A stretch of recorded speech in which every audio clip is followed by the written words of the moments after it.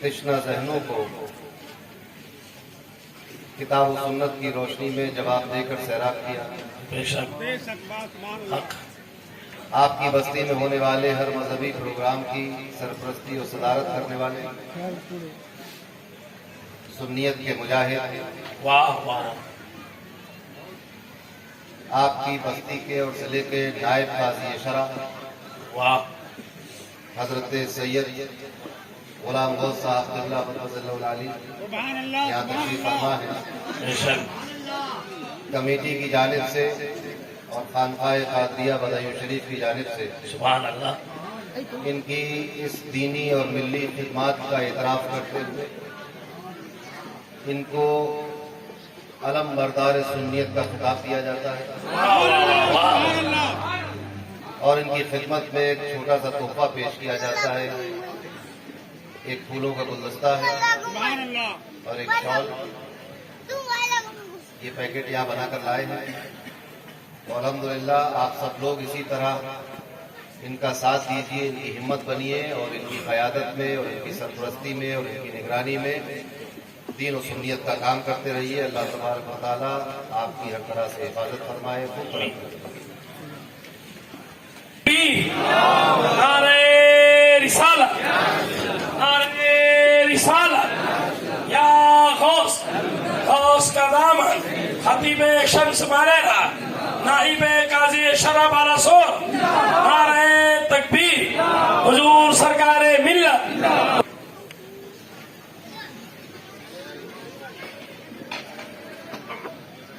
الحمد للہ القادر المقتدر القدیر، والصلاة والسلام على السید البشیر النذیر وعلى آلہ وأصحابہ ووارث حالہ الامین المکین محی الدین برحمتک یا ارحم الراحمین، وبعد۔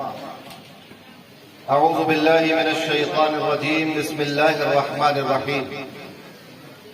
یا ایہا الذین آمنوا اتقوا اللہ وکونوا مع الصادقین۔ صدق اللہ العظیم وبلغنا رسوله النبی الامین الکریم الرؤوف الرحیم، ونحن على ذلك لمن الشاهدين والشاكرين والحمد لله رب العالمين۔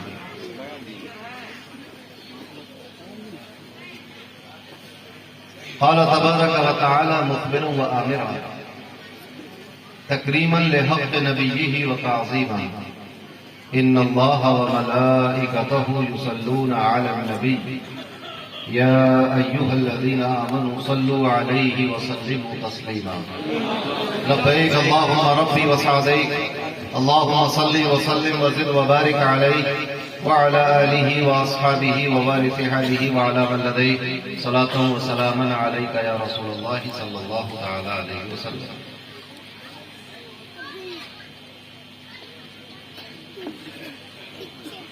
چلے جب حضور سوئے فلک، بلغ العلا بکمالہ، کوئی دیکھے رخ کی چمک دمک، کشفت دجا بجمالہ، وہ ہے بے مثال دری چشک، حسنت جمیع خصالہ، انہیں دیکھ لے تو پڑھے ملک، صلو علیہ وآلہ، اللہم صلی وسلم وزد وبارک علیہ وعلى آلہ وصحبہ ووارث حالہ وعلى من لدیہ، صلاة وسلاما علیکہ یا رسول اللہ صلی اللہ تعالی علیہ وسلم۔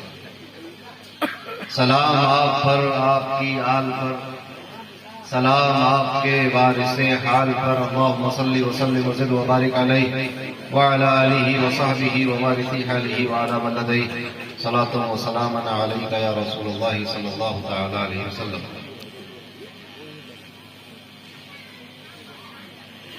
اللہ تبارک و تعالیٰ کا فضل و احسان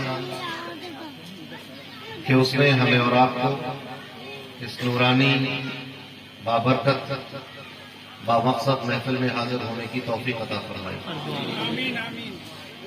قابل مبارکباد ہیں وہ لوگ جنہوں نے اس محفل کو سجایا سنوارا، اور آپ تمام حضرات جو اپنے گھروں سے چل کر اس محفل میں تشریف لائے، اللہ تبارک و تعالی ہم سب کو جزائے خیر عطا فرمائے۔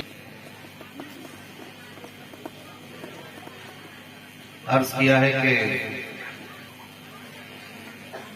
جب نمودار وہ صورت ہوگی، جب نمودار وہ صورت ہوگی، کتنی پرکیف قیامت ہوگی، سبحان اللہ، کتنی پرکیف قیامت ہوگی۔ ایسا لگتا ہے کہ اب جلدی ہی، ایسا لگتا ہے کہ اب جلدی ہی سبز گنبد کی زیارت ہوگی، ایسا لگتا ہے کہ اب جلدی ہی سبز گنبد کی زیارت ہوگی۔ اور خلد کو ڈھونڈنے والوں سن لو، خلد کو ڈھونڈنے والوں سن لو، ماں کے قدموں ہی میں جنت ہوگی، ماں کے قدموں ہی میں جنت ہوگی۔ خلد کو ڈھونڈنے والوں سن لو، ماں کے قدموں ہی میں جنت ہوگی۔ اور عرض کیا تھا کہ خواب ہی میں صحیح آ جائیں کبھی، خواب ہی میں صحیح آ جائیں کبھی، ایک ذرا آپ کو زحمت ہوگی، ایک ذرا آپ کو زحمت ہوگی۔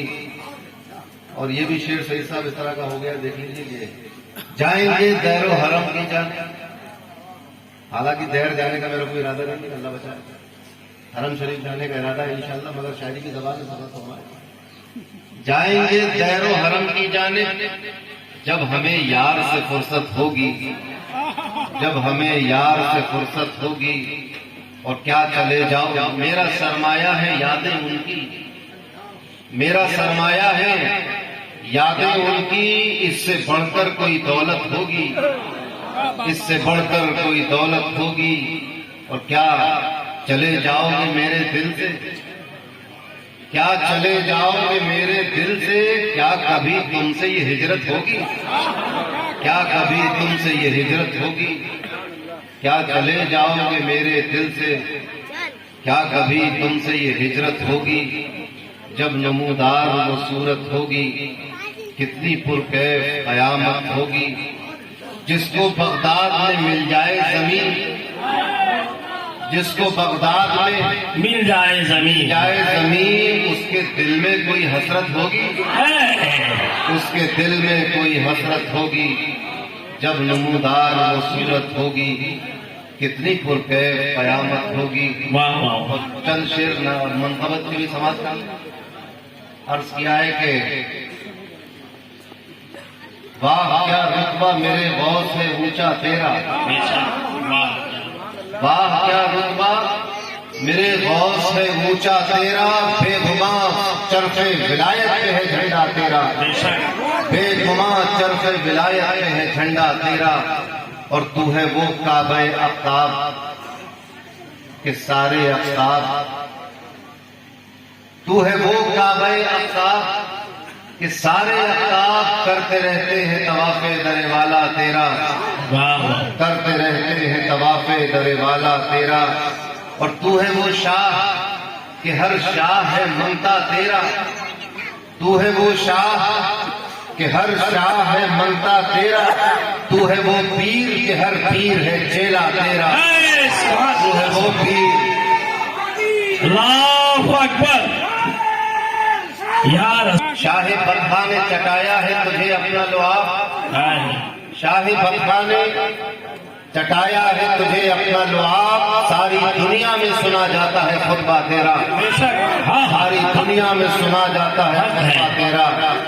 اور تجھ کو اللہ نے بخشا ہے وہ رتبہ یا غوث، بے شک تجھ کو اللہ نے بخشا ہے وہ رتبہ یا غوث، آسماں تیرا زمین تیری زمانہ تیرا، زندہ باد زندہ باد، زمین تیری زمانہ تیرا۔ تجھ کو اللہ نے بخشا ہے وہ رتبہ یا غوث، آسماں تیرا زمین تیری زمانہ تیرا۔ اور تیرے منکر کو کہیں جائے اما ملتی نہیں، بے شک تیرے منکر کو منکر سمجھے جو آپ کا انکار کرتا ہے، انکار کئی طرح سے ہوتا ہے۔ ایک تو یہ انکار کرنے والے نے کیا کہ میں شیخ عبد القادر جیلانی کی ولایت کو نہیں مانتا، میں ان کے قدم کو اپنے سر پہ نہیں رکھتا، یہ بھی کیا لوگوں نے اور اس کا انجام بھی بھگت دیا۔ ایک تو انکار ہی ہوتا ہے، ایک یہ ہوتا ہے کہ میں ان کی بات کو نہیں مانتا، ایک یہ ہوتا ہے کہ میں ان کے مسلک کو نہیں مانتا۔ ایک یہ ہوتا ہے کہ ہم ان کے بتائے ہوئے راستے کو نہیں مانتے، اور ایک یہ ہوتا ہے کہ ہم ان کی اولاد کو نہیں مانتے۔ سمجھ میں آئی بات؟ اگر امام حسین امام حسن سے محبت نہیں ہے، یہ نبی کریم کی عظمت و شان کا انکار ہے کہ نہیں؟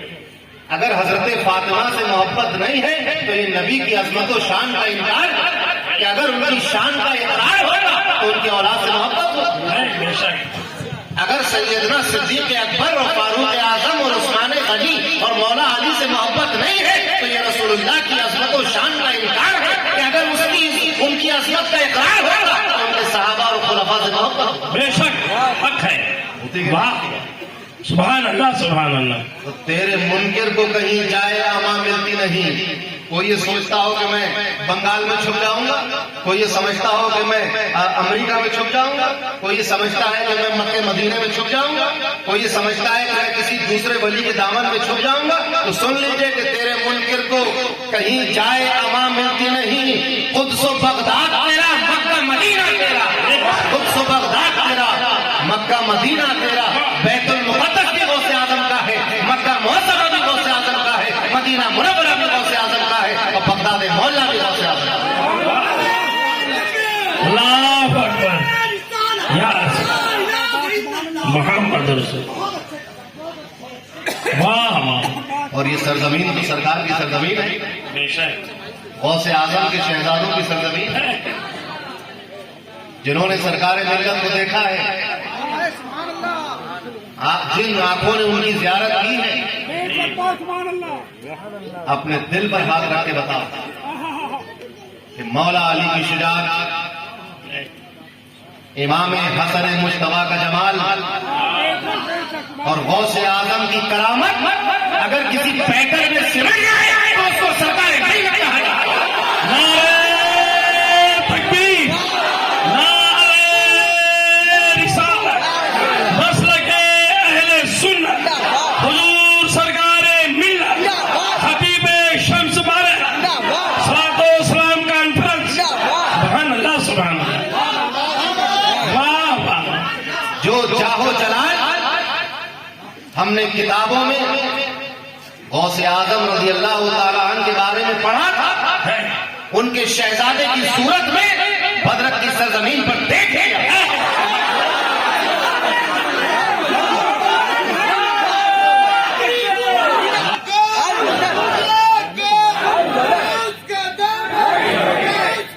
نہیں چھوڑیں گے، نہیں چھوڑیں گے، نہیں چھوڑیں گے۔ محفوظ رکھتے ایسے انکار سے۔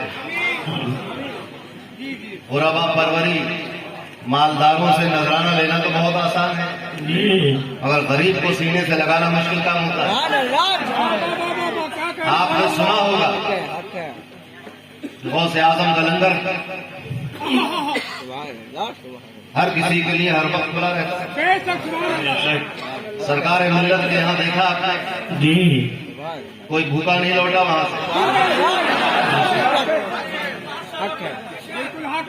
آپ نے ان کے کپڑے دیکھے، ان کی نشستگاہ دیکھی، ان کی مسجد دیکھی، ان کی گفتگو سنی۔ کسی لمحے اور کسی زاویے میں ایسا لگا آپ کو کہ کوئی تکبر کرنے والا بیٹھا ہے، کوئی لگا کہ جو اپنی مال و دولت اور اپنی شان و شوکت پہ ناز کرنے والا بیٹھا ہے۔ ان کی زیارت کرنے والے اس بات کی گواہی دیں گے کہ جب ان کے چہرے پر نظر پڑتی تھی تو خدا یہی ایک ولی کی پہچان ہے، بے شک۔ اور ان کی ولایت میں شک کیسے کیا جا سکتا ہے کہ جن کے جدے ہم کے گھر کا کتا بھی شیروں سے اپنے ہوا کرتا ہے۔ تاج الفضول نے فرمایا کہ تیری درگاہ کے کتے نے کھایا شیر کہتے ہیں، بیاں کیا ہو تیرا اجلال یا محبوب سبحانی۔ غوث اعظم کے جلال سے اللہ محفوظ رکھے۔ فاضل بریلوی نے کہا تھا کہ علامہ قہر ہے یا غوث کو تیکھا تیرا، مر کے بھی چین سے سوتا نہیں مارا تیرا۔ ڈرنا چاہیے اس دن سے کہ جس دن غوث اعظم کی نگاہ غضب اور جلال کسی کی طرف اٹھے. تیرے منکر کو الحمدللہ ہم کہہ سکتے ہیں کہ اے غوث اعظم ہم آپ کے منکر نہیں، ہم آپ کی بھی عزت کرتے ہیں، بے شک آپ کی خانقاہ کی عزت کرتے بے ہیں، شک آپ کے سلسلے کی عزت کرتے ہیں، آپ کے خلفاء مریدین کی عزت کرتے بے ہیں، شک آپ کے آستانے کی عزت کرتے ہیں، بے شک آپ کے کلام کی عزت کرتے ہیں اور آپ کی اولاد کی عزت کرتے ہیں. بے شک. ہم منکروں میں سے نہیں. تیرے منکر کو کہیں جائے اما ملتی نہیں. آپ نے سنا ہوگا ایک واقعہ اور بڑی عجیب بات ہے، اس واقعے کی اوپر کوئی سند نہیں. کوئی واقعات ہوتے ہیں نا جو اوپر سے سند ملتی ہے، اس واقعے کے اوپر کوئی سند نہیں. ایک ہندوستان کے ایک بزرگ سے منسوب، مگر اس کی تصدیق بھی اللہ نے کس سے کرا دی؟ ایک بزرگ کے ملفوظات سے یہ ملتا ہے کہ غوث اعظم کا دھوبی جو تھا مر گیا. قبر میں فرشتے آ گئے. فرشتوں نے کہا کہ تمہارا رب کون ہے؟ اس نے کہا میں غوث پاک کا دھوبی ہوں. تیرا دین کیا ہے؟ میں غوث پاک کا دھوبی ہوں. اب قبر کے سوالات کے جواب میں وہی کہہ رہا میں غوث پاک کا دھوبی ہوں. قصہ حالانکہ بات سمجھ میں آنے والی نہیں. مگر اشرف علی تھانوی ایک دیوبندیوں کے بہت بڑے مریدان دیوبند کے حدیث، وہ کہتے ہیں کہ بالکل صحیح بات ہے، اس میں برا کیا ہے؟ اگر کوئی شخص قبر میں غوث پاک کو مان رہا ہے تو اس کا مطلب یہ ہے کہ یہ تعلیم کی ہوں گے. اب سوچو کہ غوث اعظم کے کپڑے دھونے والے دھوبی کا تو حال یہ ہے، تو پھر ان کی اولاد اور ان کے شہزادوں کا حال کیا؟ واہ واہ واہ، کیا کہنا ہے. ان کی بہن ہے، ان کے لنگر کے جھوٹے ٹکڑے کھانے والے کتے کی شان یہ کہ شیر بے شک بے شک. تو ان کا خون جس رگوں میں دوڑ رہا اور جو اپنے دادا اپنے جد امجد غوث اعظم کی روش پر قائم ہے، ان کے بتائے ہوئے راستے پر قائم ہے، واہ. دیکھنے میں آپ کو لگے گا کہ سادہ کپڑے پہنے ہوئے، معمولی ٹوپی لگائے ہوئے ہیں، مگر اس کی نگاہوں کا عالم یہ ہے کہ جس کے دل پر ڈال دے دل سنوار، جس کی تقدیر پہ پڑ جائے تقدیر اٹھا دے. بے عمل آ رہے ہیں اور نیک اعمال لے کر جا رہے ہیں، اپنی مرادیں لے کر جاتے ہیں. کرامتوں کا تو کیا ذکر کیجیے، کرامتیں تو بے شمار ہیں، مگر ان کا کردار اور شخصیت کرامتوں سے بالا تر. تیرے منکر کو کہیں جائے اما ملتی نہیں، قدس و بغداد تیرا، مکہ مدینہ تیرا. ایک سورج ہے تیرا جس کو کبھی شام نہیں، اولیاء کرتے ہیں ہر دور میں چرچا تیرا. سبحان اللہ. بہت طویل منقبت ہے، مختصر کرتے ہوئے آخر میں آتا ہوں کہ تیرے محبوب میرے پیر جناب سالم، تیرے محبوب میرے پیر جناب سالم، ان کے ہاتھوں سے ملا ہے مجھے شجرہ تیرا، ان کے ہاتھوں سے ملا ہے مجھے شجرہ تیرا. اور مجھ کو بھی اپنی کرامت سے بنا دو چاہیے. غوث اعظم نے فرمایا ایک موقع پر فَإِن لَمْ يَكُنْ مُرِيدِي جَيِّدًا، تو آنا چاہیے. فرمایا کہ اگر میرا مرید اچھا نہیں ہے تو میں تو اچھا ہوں. غوث پاک نے فرمایا میرا وجدان یہ کہتا ہے کہ ایسا ہوگا. غوث پاک کے مرید کی کسی نے شکایت نہیں ہوگی. دیکھیے آپ کا مرید اچھا نہیں ہے، آپ نے فرمایا کہ مرید اچھا نہیں ہے تو کیا ہوا، میں تو اچھا ہوں. اگر مرید اچھا نہیں ہے تو کیا ہوا، میں تو جید ہوں. تو میں نے بھی عرض کیا کہ مجھ کو بھی اپنی کرامت سے بنا دو جید، جیسا جید ہوا وہ عاصم شیدا تیرا. اور عشقیے خستہ کو سب جانتے ہیں کس کا ہے، ہماری تو پہچان ہی اس کا.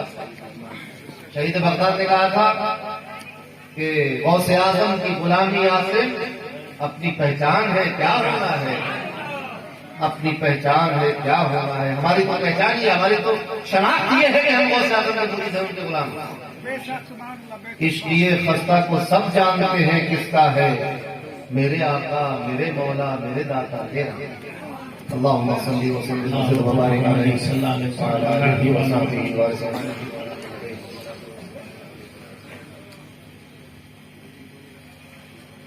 ابھی 3 دن پہلے فتح شریف میں حاضر تھے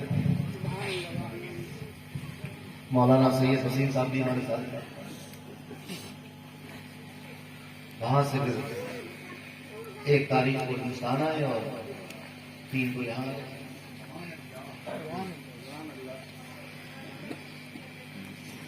ایک شعر میں ایسے موقع پر اکثر پڑھ دیتا ہوں، آپ لوگوں کی محبت کی رد کرتے ہوئے شعر۔ جی، محبت کیا ہے، تاثیر محبت کس کو کہتے ہیں؟ محبت کیا ہے، تاثیر محبت کس کو کہتے ہیں؟ تیرا مجبور کر دینا میرا مجبور ہو جانا،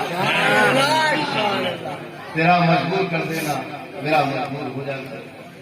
تو بس اتنی بھاگ میں آپ کے سامنے حاضر اور کل پھر یہاں سے روانگی بدائیوں میں انشاءاللہ ان سے قادری کی تعریفیں قریب آ رہی ہیں۔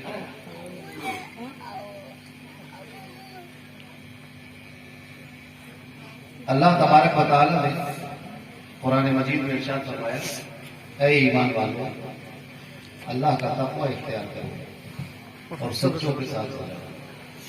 یا ایھا الذین آمنوا اتقوا اللہ وکونوا مع الصادقین۔ اے ایمان والو اللہ کے متقی ہو جاؤ، تقوی والے ہو جاؤ اور سچوں کے ساتھ رہو۔ 3 باتیں اس آیت کریمہ میں اللہ نے فرمائی، اور یہ قرآن کا کمال ہے کہ ایک مختصر سی عبارت میں بے حد بڑا مفہوم ادا ہو جاتا ہے۔ قرآن اللہ کا کلام ہے، بے شک اس میں تو ایک معجزہ ہے، چھوٹے سے کلمات کے اندر بے حد مختصر سی عبارت اتنی بڑی بات ہو جاتی ہے کہ اس پہ آپ اپنی زندگی لگا دیں، اس میں سے معانی اور مفاہیم نکالتے رہیں، زندگی چھوٹی پڑ جائے گی۔ یہ اعجاز ہے قرآن پاک کا۔ تو اسی طرح اس مختصر سی آیت میں جو آپ نے ہزاروں بار سنی، ہزاروں سے بھی زیادہ سنی ہوگی، وَكُونُوا مَعَ الصَّادِقِينَ وَكُونُوا مَعَ الصَّادِقِينَ، خوب سنا۔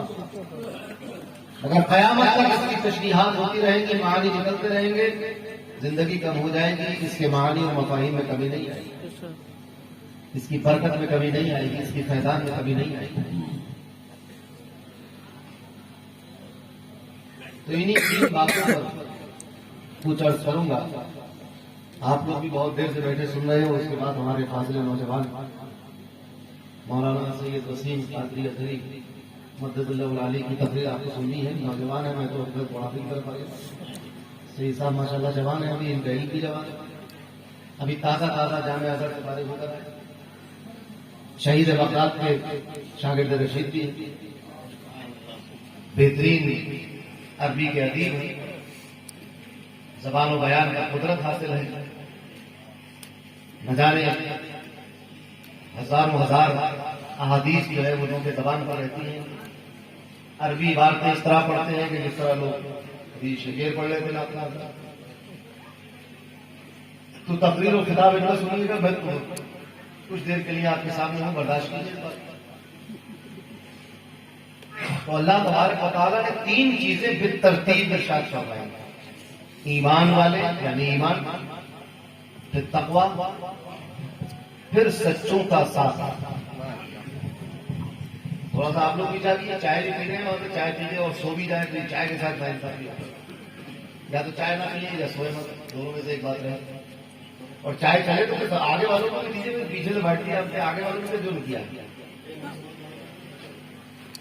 ایمان، تقویٰ اور سچوں کا ساتھ، یہ 3 چیزیں ہیں، اور ترتیب بھی اس کی پہلے کیا ہے؟ بولیے پہلے کیا ہے؟ ایمان، پھر کیا ہے؟ تقویٰ، اور پھر اولیاء اور صالحین کے ساتھ رہنا۔ 3 باتیں ہیں۔ اب آپ ذرا سوچیں کہ ایک شخص اللہ کا بندہ جس نے ایمان قبول کر لیا، مومن ہو گیا، ایمان والا ہو گیا، پڑھ لیا لا الہ الا اللہ محمد رسول اللہ صلی اللہ علیہ وسلم، گواہی بھی دے دی کہ اللہ کے سوا کوئی معبود نہیں، وہ وحدہ لا شریک لہ ہے، اس کے برابر کوئی نہیں، اس جیسا کوئی نہیں، وہ تنہا یکتا اکیلا ہے، اور گواہی دے دی کہ محمد صلی اللہ علیہ وسلم اللہ کے بندے اور اللہ کے رسول ہیں، گواہی دے دی، مان لیا، ہو گیا مسلمان۔ جیسے ہی مسلمان ہوا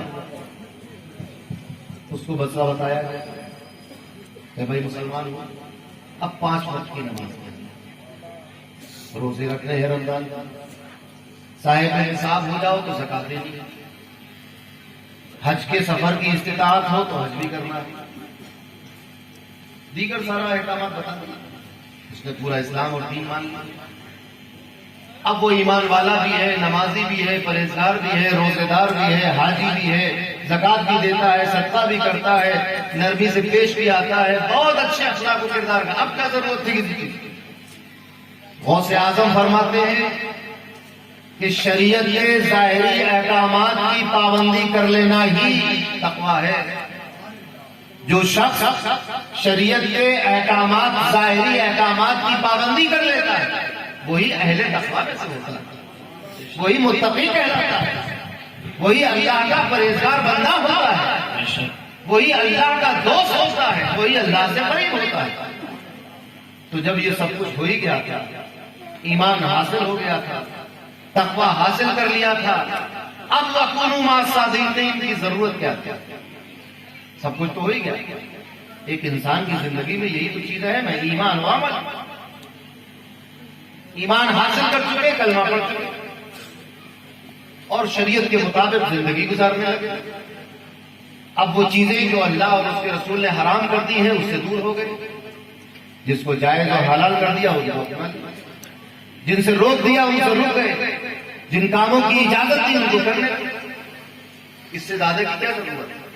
مگر قرآن کہتا ہے وَكُونُوا مَعَ الصَّادِقِينَ،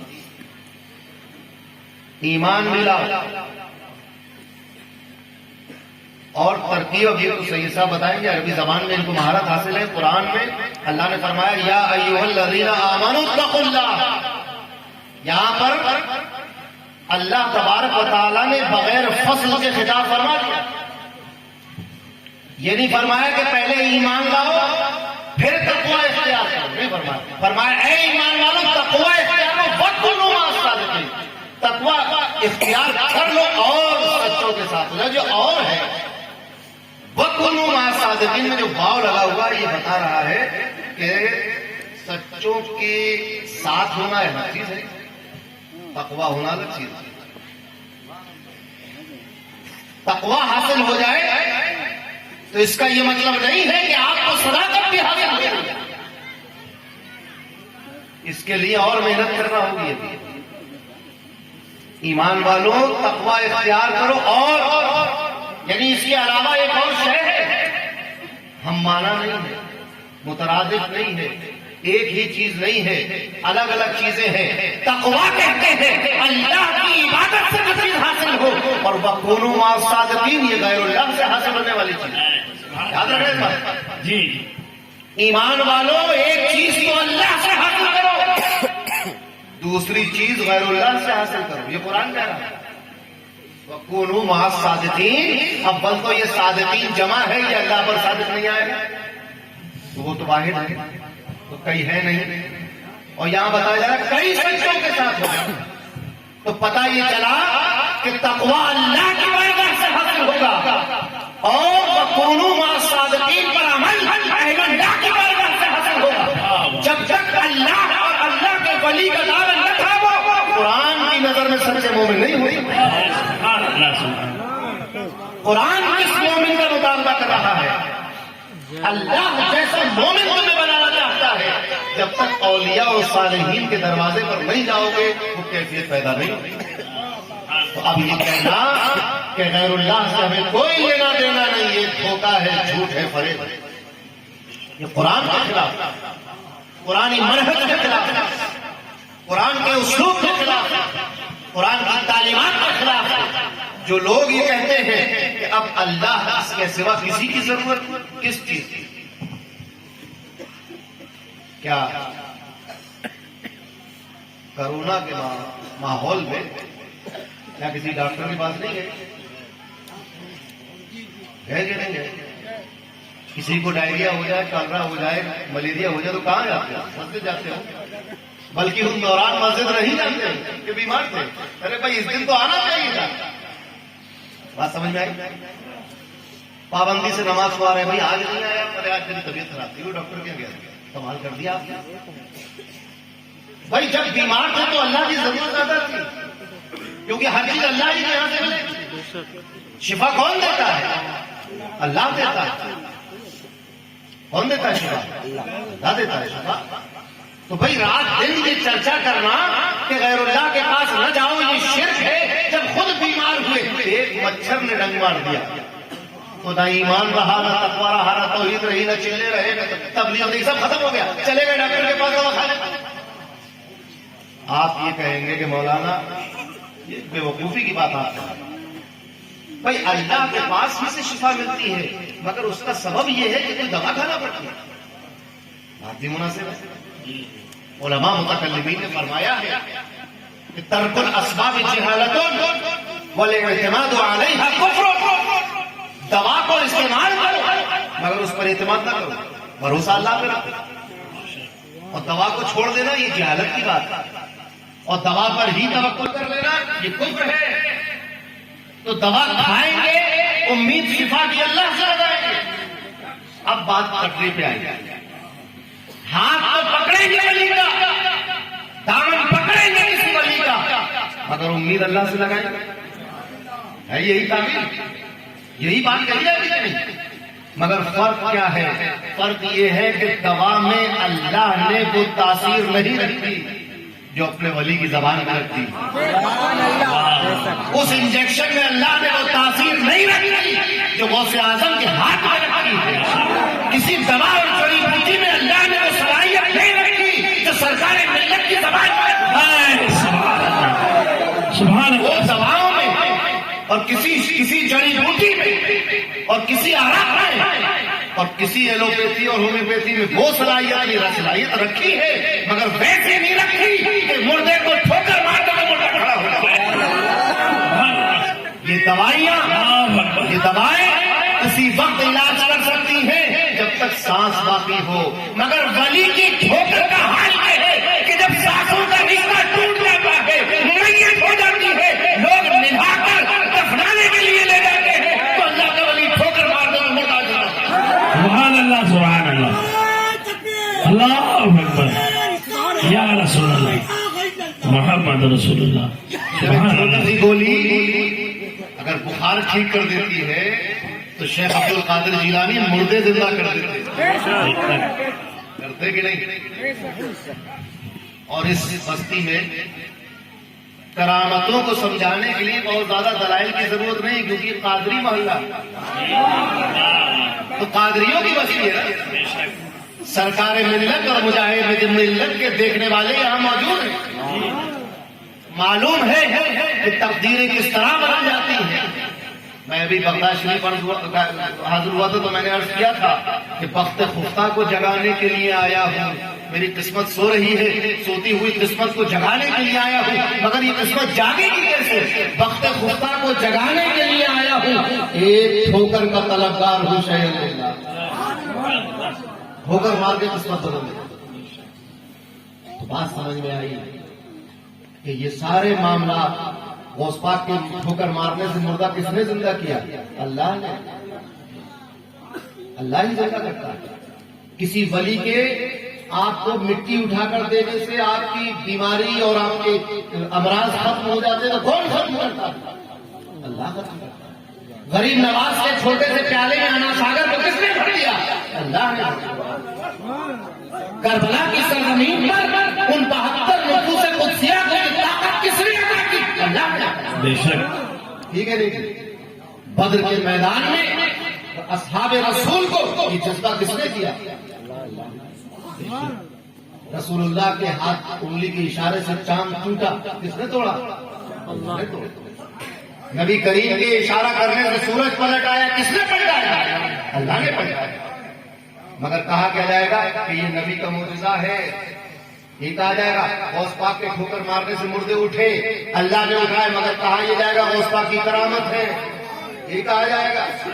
جس طرح دن رات یہ کہتے ہو فلاں ڈاکٹر صاحب کے ہاتھ میں بڑی شفا ہے، اسی طرح یہ بھی نہیں کہتے کہ فلاں ولی کے کہنے سے ایسا ہوگا۔ اس سے کوئی کفر و شرک و بدعت نہیں ہے۔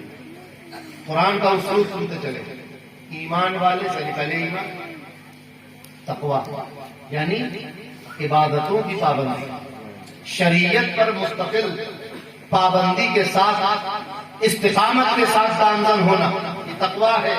اور اس کے بعد وَقُونُوا مَعَ الصَّادِقِينَ، پھر سچوں کا دامن تھامنے کی بات۔ جو لوگ یہ کہتے ہیں کہ ہمارے لیے قرآن اور سنت کافی ہے، یقیناً کافی ہے، مگر اللہ تبارک و تعالیٰ یہ چاہتا ہے کہ قرآن و سنت کو جس ذریعے سے تم نے لیا ہے اس ذریعے سے نہ چھوڑنا۔ بے شک آپ تو اس زمانے میں تھے نہیں جب نبی کریم قرآن سنا رہے تھے، آپ تو اس زمانے میں تھے نہیں جب نبی کریم نماز پڑھنا سکھا رہے تھے، آپ تو اس زمانے میں تھے نہیں جب نبی کریم زکوٰۃ کی تفصیل بتا رہے تھے، آپ تو اس زمانے میں تھے نہیں جب نبی کریم اچھے حسن اخلاق کی تعلیم دے رہے تھے۔ آپ تک یہ تعلیم پہنچی کیسے؟ آپ کہیں گے امام بخاری سے آئی تو امام بخاری کو مانو، کیسے پہنچی؟ امام مسلم سے آئی تو مسلم کو مانو۔ آپ کیسے کہیں گے امام اعظم سے آئی تو امام اعظم کو مانو؟ ان ذریعوں کو نہیں مانو گے تو دین میں آپ کا کھلواڑ بنتے رہے گا۔ احسان ماننا یہ بھی دین کا حصہ ہے۔ اسی لیے آج کب ملا تھا سلسلہ قادریہ؟ 280 سال ہونے کو آئے، مگر خانقاہ قادری بدایوں آج تک اس بات کا احسان مانتی ہے اور قیامت تک مانتی رہے گی کہ سب سے مانے والا احسان ہے کہ انہوں نے غوث اعظم کا دامن ہمارے ہاتھ میں دیا۔ واہ واہ سبحان اللہ، نعرہ تکبیر، احسان مانو، سرکار ملت کا احسان مانو، مجاہد ملت کا احسان مانو، اور حضرت خواجہ غلام نظام الدین کا احسان مانو کہ انہوں نے تمہیں قادریت کا فیضان دیا، دین بھی کھایا، اسلام سبحان اللہ، فیض ہے آپ ہی کا جہاں سے ملے، سب رسول اللہ کا فیض ہے۔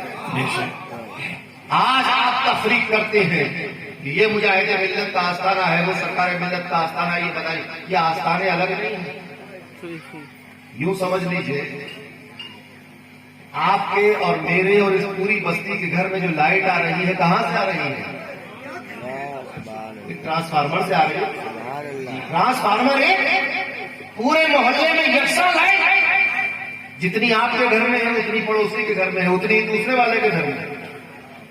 اور پھر یہ اپنا اپنا ظرف ہے، جو جتنا بڑا میٹر لگا لگا، کسی کا 1 کلو واٹ کا ہے تو ہے اس کے ہوتی، کسی کا 2 کلو واٹ کا ہے، کسی نے جو ہے وہ کمرشل لگا رکھا ہے تو اور زیادہ ہے۔ تو یہ تو اپنے اپنے دامن کی وسعت کی بات ہے۔ تو فیض تو سب مدینے والے کا ہے، مگر جو ٹرانسفارمر بھدرک میں رکھا ہوا ہے، جو ٹرانسفارمر حضرت مجاہد ملت کے یہاں رکھا ہوا ہے اور ایک بدایوں میں رکھا ہوا ہے، مرے میں رکھا ہوا ہے، یکساں لائٹ ہے سب کی۔ اب لینے والے کا دامن جیسا ہے، جو جتنا بڑا دامن پھیلا، واہ جو جتنا لوڈ لے سکے۔ جی، کبھی کبھی ایسا ہوتا ہے کہ لوڈ زیادہ ہو تو کیا ہوتا ہے؟ شارٹ سرکٹ ہوتا ہے کہ نہیں؟ یہ جو مزدور آپ دیکھتے ہیں، جو مزدور گھوم رہے ہیں، ان پہ لوڈ زیادہ ہو گیا تھا تو شارٹ سرکٹ ہو گیا۔ اب نہ وہ ان کا دماغ قابو میں ہے، نہ دل قابو میں ہے، نہ بھوک لگتی ہے، نہ پیاس لگتی ہے، نہ سردی لگتی ہے، نہ گرمی لگتی ہے، نہ اچھا لگتا ہے، نہ برا لگتا ہے، نہ زمین کا خیال ہے، نہ آسمان کا خیال ہے، جیسے ہے جس حال میں ہے، بس لو لگی ہوئی ہے، پوری شارٹ سرکٹ ہو چکا۔ وہ نس تو جل چکی جو انا سکھا رہی تھی، وہ نس تو جل چکی جو بھوک اور پیاس سکھا رہی تھی، وہ نفس تو مر چکا ہے جو عزت چاہتا تھا۔ اب کاہے کی عزت اور کاہے کی ذلت، بس اللہ کے جلوے ہوتے ہیں اور یہ مظلوم ہوتا ہے۔ اب اس کو کوئی دنیا کی پرواہ نہیں، سبحان اس اللہ، کا تو شارٹ سرکٹ ہو گیا، اس لیے کہتے ہیں مرفوع القلم۔ بتایا آپ کو، مجذوب اگر نماز نہ پڑھے تو بے نمازی کہہ کر اس کو کوڑے نہیں مارے جا سکتے۔ شریعت نے قلم اٹھا لیا اس کے اوپر، کیونکہ وہ اپنے ہوش میں نہیں ہے۔ کیوں ہوش میں نہیں ہے؟ لوڈ زیادہ ہو گیا، پاور زیادہ ہو گیا۔ بہت سے اعظم حضرت منصور حلاج نے کیا کیا؟ جب لوڈ زیادہ ہوا، تجلیات و انوار الہی کا لوڈ زیادہ ہو گیا تو بس دماغ اس کو برداشت نہیں کر سکا، کیفیت چھلک گیا، کہہ دیا انا الحق ان اللہ تحت جبتی، ایسے جبہ اٹھا کے دکھایا کہ اللہ میرے جبے کے اندر ہے اور یہ ہے یہ کہہ دیا ان اللہ تحت جبتی وہذا، اپنے آپ کو کہہ دیا ان الحق، کیوں کہہ دیا؟ لوٹ زیادہ ہو گیا، سمجھ نہیں پائے. غوث اعظم فرماتے ہیں کہ اگر منصور میرے دور میں ہوتا، آج میرے دور میں ہوتا، تو میں اس کو یہ کہنے نہیں دیتا، میں اس کو سنبھالوں، اس کے دامن کو وسیع کر دیتا، سبحان اللہ. اس کے ظرف اور سینے کو بڑھا دیتا کہ اس لوٹ کے اٹھانے کے قابل بن جائے. یہ ہے غوث اعظم کی شان. اور اس پہ حیرت بھی نہ کیجیے گا کہ غوث اعظم اپنے سے پہلے کے ولی کے لیے فرما رہے ہیں کہ میں اس کا بڑھا دیتا. غوث اعظم جب مرید ہونے گئے، یہ دنیا کا پہلا واقعہ ہے مرید ہونے کا. جب مرید ہونے گئے، اپنے پیر کے ہاتھ پہ ہاتھ رکھا، مرید ہو گئے تو پیر صاحب نے ہاتھ پکڑ لیا. اب وہ چھڑا رہے تو یہ چھوڑ نہیں رہے. پوچھا کہ آپ میرا ہاتھ کیوں نہیں چھوڑ رہے؟ فرمایا عبد القادر، جب تمہارا ہاتھ میرے ہاتھ میں آیا تو اللہ نے تمہارے ہاتھ کی برکت سے میرے مرتبے بلند کر دیے. سبحان اللہ. سبحان اللہ. یہ پہلا مرید ہے جو اپنے پیر کے مرتبے بلند کرا. یہ ہے غوث اعظم کی شان. بے شک. تو اگر منصور حلاج کو سنبھال لیتے تو کیا بڑی بات ہے؟ یقیناً سنبھال سکتے. تو لائٹ تو سب وہی کی ہے، کسی بھی دربار سے نہیں. تو یہ آج جو بٹوارا کیا جا رہا ہے، دراصل اندر سے بٹوارا بٹا ہوا ہے. اندر تو سب ایک ہے، اور قیامت کے دن یہ سب ایک ہوں گے. اور ان کے مخالفین الگ کھڑے ہوں گے، وَامْتَازُوا الْيَوْمَ أَيُّهَا الْمُجْرِمُونَ، اے جرم کرنے والوں آج نہ کھڑے ہو جائے. یہ سارے اولیاء، سارے صوفیاء، سب اہل سنت والجماعت کے مجاہد ہیں، یہ سب ایک ہیں. اور آپ ذرا سوچیں، وہ سرکار ملت کہ جن کی قدم بوسی حافظ ملت کیا. اب اور چاہیے دلیل اور علامت سرکار ملت کے بلند اور اعلیٰ مقام ہونے کی، صاحب ولایت اور صاحب کرامت ہونے کی اور کون سی دلیل چاہیے کہ وقت پر مجاہدہ کی قدم بوسی کر رہا. سبحان اللہ. سبحان اللہ. واہ. وہ مجاہد ملت جنہوں نے پوری زندگی شریعت کے معاملے میں ایک لمحے کے لیے سمجھوتا نہیں کیا. بے شک. پوری زندگی ایک کردار پیش کیا ہے، باطل کے آگے کبھی جھکے نہیں. واہ. نہ کسی کی دولت انہیں مغلوب کر سکی، نہ کسی کا علم انہیں مغلوب کر سکا، نہ کسی کی شہرت انہیں مغلوب کر سکی، نہ کسی کے بڑے محلات انہیں مغلوب کر سکے. مگر ایک فقیر کے آگے جھک رہے ہیں. آخر کیا بات کیا ہے؟ بات یہ ہے کہ جس کے آگے جھک رہے ہیں یہ اس کو نہیں، اس کے دادا، اس کے جد امجد حضور غوث اعظم کو دیکھ رہے ہیں.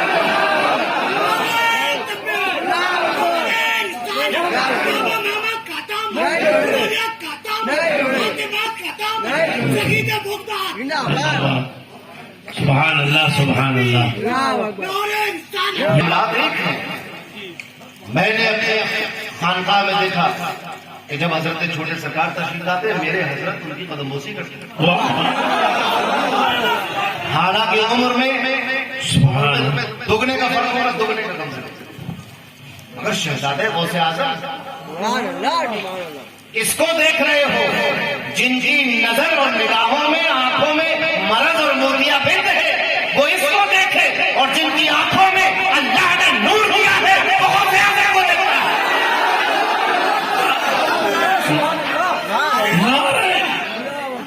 سبحان اللہ. سبحان. وہ نسبت کو دیکھو. آپ ذرا سوچیں کس کی نسبت ہے؟ اس کی نسبت ہے جس نے کہا ہے عبد القادر مشہور ہو اس میں کیا فرمایا؟ وجدی صاحب عبد القادر المشہور ہو اس میں وجدی صاحب العین الکمالی. اس کی نسبت ہے جس نے فرمایا قدمی حاضی علی رغبت کل ولی اللہ، میرا یہ قدم تمام اولیاء کی گردن پر. جس نے فرمایا انا فی حضرت التقریب وحدی یصرفنی وحسبی ذو الجلال. اور اس پاک نے فرمایا کہ میں جب اللہ کے خود کی منزل میں ہوتا ہوں تو کوئی دوسرا نہیں ہوتا، میں اکیلا ہوں اس منزل میں. وَوَلَّانِي عَلَى الْأَقْطَابِ جَمْعًا فَحُبِّي نَافِذٌ فِي كُلِّ حَالٍ.